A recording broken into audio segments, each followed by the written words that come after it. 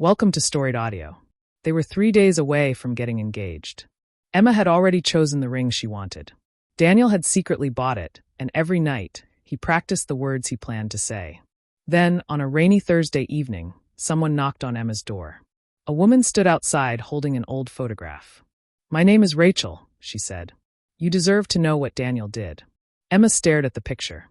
It showed Daniel 6 years earlier, standing beside Rachel at a party. But it was the message written on the back that destroyed her. "Daniel promised me he would leave you for me." Emma's hands began to shake. When Daniel came home, she was sitting on the couch crying. "Tell me she's lying." Daniel froze. He knew immediately. "Emma, that's not an answer." He sat beside her, his face pale. 6 years ago, before I met you, Rachel and I made a terrible mistake. We were together for a few months. I told her I would end things, but I didn't. I was scared. I hurt her. You told her you loved her? Yes. Emma looked away, tears running down her face. And you never told me. I was ashamed. No, she whispered. You were afraid I'd leave. Daniel reached for her hand. I spent 6 years trying to become someone worthy of you. Emma pulled away. Then why is she doing this now? The answer came the next morning.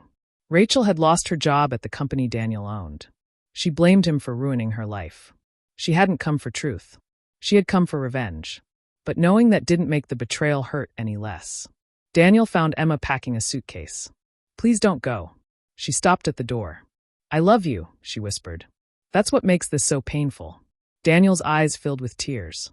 "I can't change who I was." "No," Emma said. "But you could have trusted me enough to tell me, I need space." She walked away. Daniel stood alone in the apartment, the engagement ring still hidden in his pocket.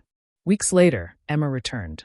Not because the past had disappeared, but because Daniel had finally learned that love wasn't about pretending your mistakes never happened. It was about having the courage to tell the truth before someone else used it to destroy you.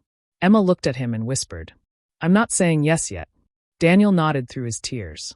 "I'll wait." And for the first time, they both understood. Sometimes love survives the mistake, but only after the truth has broken everything else. Subscribe for more audio stories.